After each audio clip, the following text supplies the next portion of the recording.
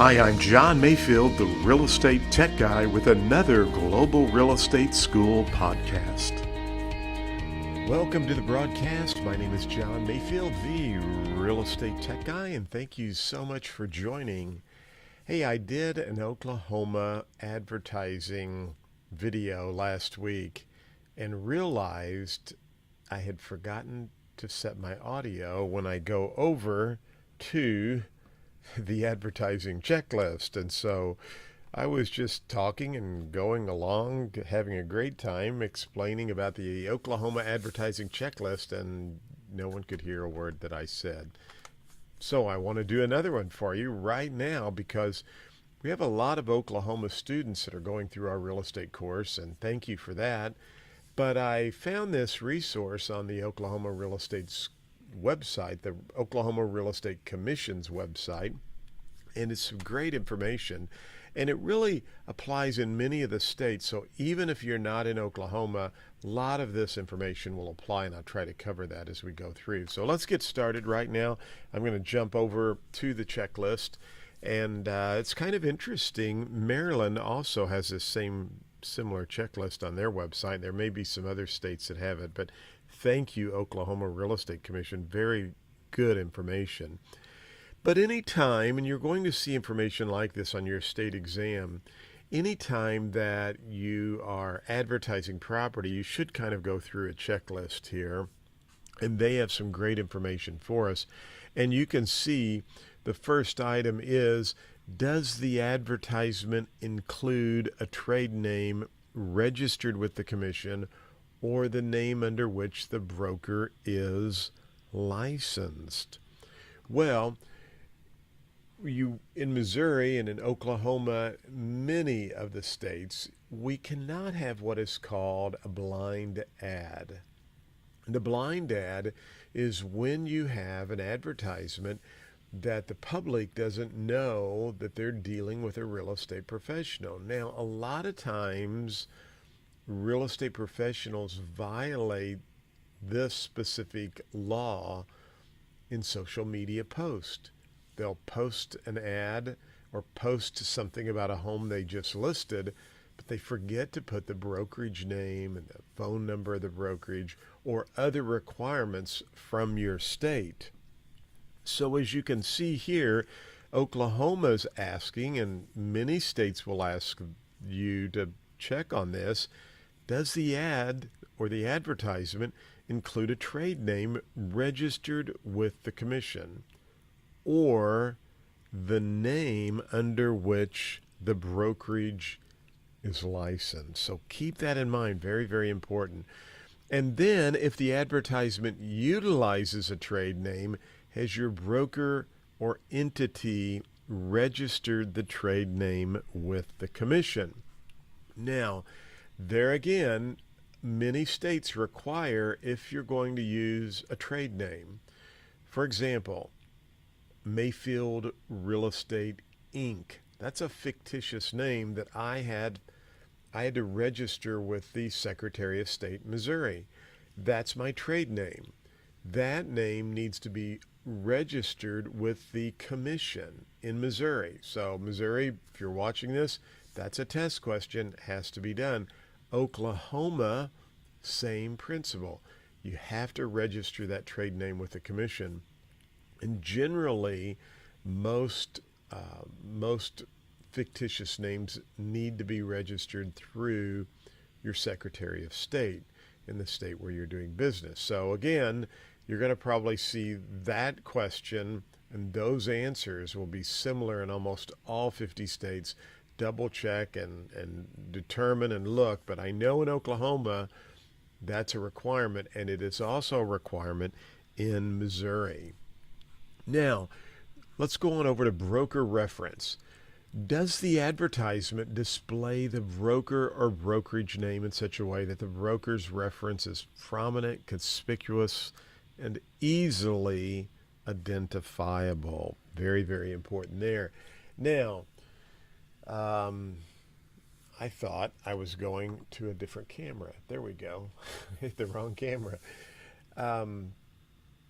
here's something that's very important, and we talk about that in social media, and some states can get a little bit more lenient on social media, but I would still, whether you're advertising on Twitter, Facebook, Instagram, make sure you follow all of the laws from your specific state.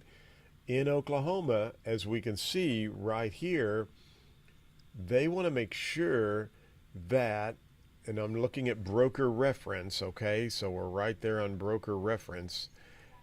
Does the advertisement does the advertisement include the broker or brokerage's name in such a way that the broker's reference is prominent, conspicuous, and easily identifiable? So make sure that's there. Same thing with yard signs. You can see that's our next topic. Does the yard sign advertisement include the office telephone number of the listing broker? Now, in Missouri, we have that same rule, and you can see Oklahoma has it. Yard signs need to have the brokerage phone number. A lot of times you can put your phone number on as a name writer, but the brokerage number needs to be on there somehow as well. So make sure that the brokerage phone number is on any yard signs and is prominently displayed. Again, anytime you see a question on the exam and they're asking you, certain questions, you have to ask yourself, is this a blind ad? Would the consumer know they're calling a real estate professional?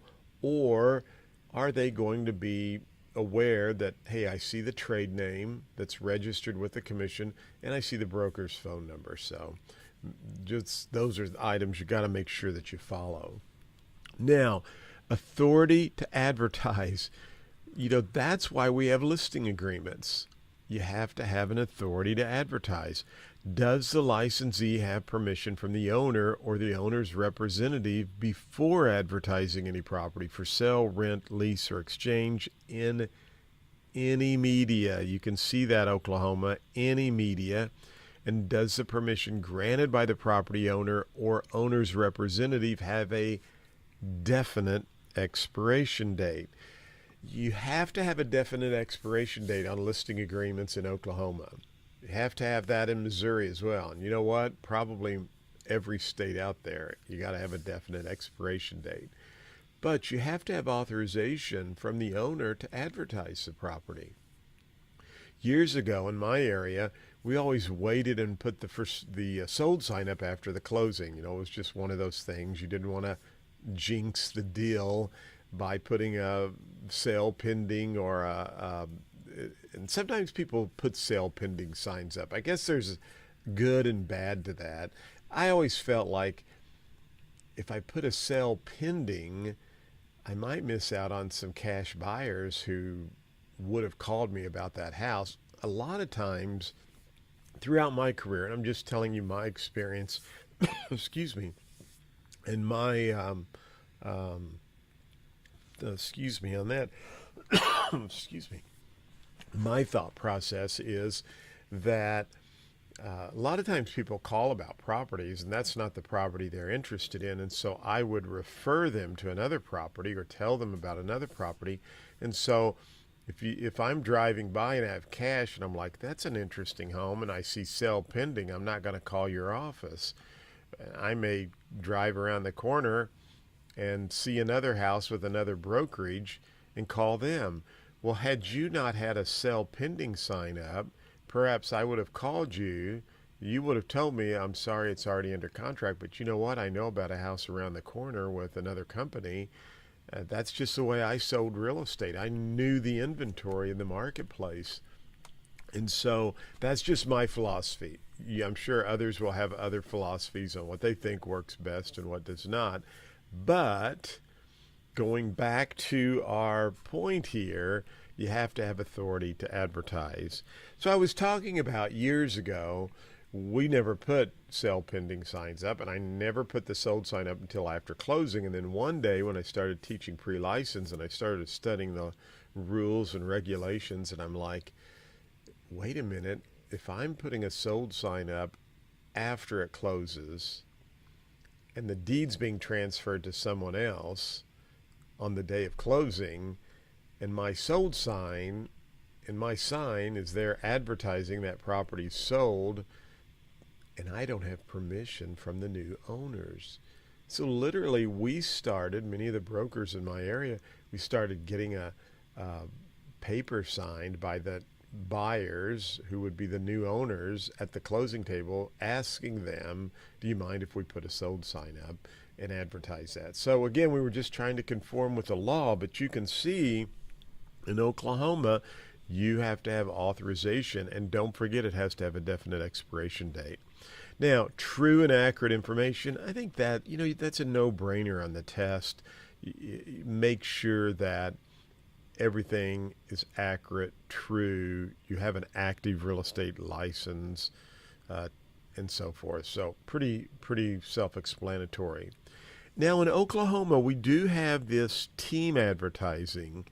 So does the advertisement avoid advertising only under the team name? Is the advertisement approved by your broker?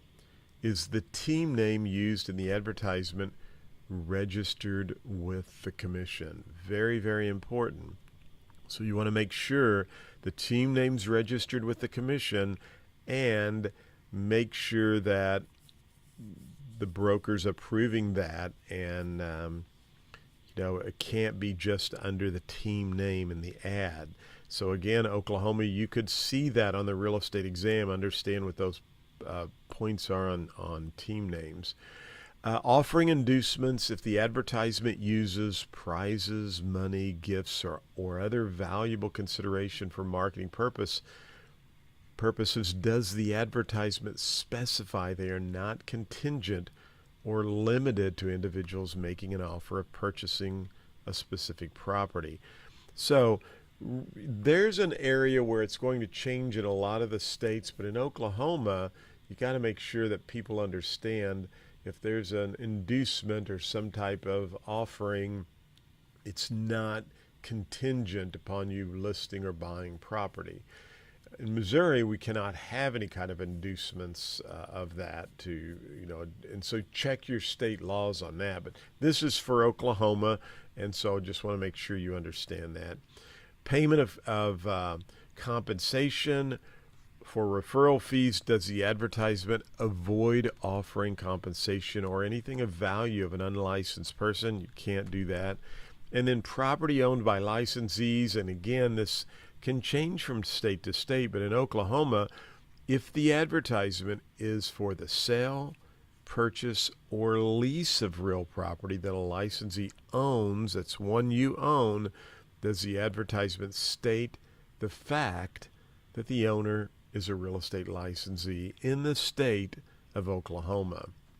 Most of those change, but that's different in Oklahoma than it is in Missouri. In Missouri, if it's listed with a broker, you don't have to put that in the ad. But you still, and I think this is in all 50 states, have to disclose on any contracts that you are a licensed real estate agent. Again, there can be no unfair competition. But in Oklahoma, don't forget, if the advertisement is for the sale, purchase, or lease, they could throw that into the real estate exam of real property that the licensee owns. Does the advertisement state the fact that the owner is a real estate licensee in the state of Oklahoma? Well, there you go, some advertising checklists for Oklahoma. Check us out at Global Real Estate School, but be sure and subscribe to our YouTube channel. We'd love to have you as a subscriber there, and just search for us over at Global Real Estate School. Hit the bell, but we'd love to have you if you're in Oklahoma as part of our one of our students. We are approved in a lot of states and helping some schools in other states, and I just got approved in a new state, and that will be my big announcement soon. I'm just waiting for one more. I've already been told we're approved, but they're just finishing up adding our school number to the system. So I'm going to wait till I get the official approval letter in hand. But congratulations, Global Real Estate School, now approved in a brand new state. We have brand new CE classes we're launching in Missouri, and we're approved for CE in Oklahoma. I'm working on that now. Lots of things happening and going on. We have My Real Estate Exam Coach you can check out at Global Real Estate School. It works in all 50 states. National content. We have a podcast you can listen to. I've got tools to help you after you get your license and so much more. So check us out at globalrealestateschool.com. Hey, as always, go out and make it a great day. I'm hoping the audio, it showed it was working on all of the buttons that I was pressing, so hopefully there were no problems there. Just my cough a little while back. But it's live streaming. I'm going live, and I hope you enjoyed it. If you're in Oklahoma, don't forget those tips that we went over. Go back over here. They're right here. And if you actually want to take a look at that, just go over to the Oklahoma Real Estate Commission website. I hope I haven't lost that. I maybe did. I'm going to go back over there. There we go. Yeah, it's there. Now, so if you want more, I got that under the resources advertising checklist, but they've got lots of great information out here, so check that out. And check us out at globalrealestateschool.com. Again, I'm John Mayfield. Thanks for watching. Be sure and go out and make it a great day. Thank you for listening to the podcast for Global Real Estate School. I'm John Mayfield, the Real Estate Tech Guy. Go out and make it a great day.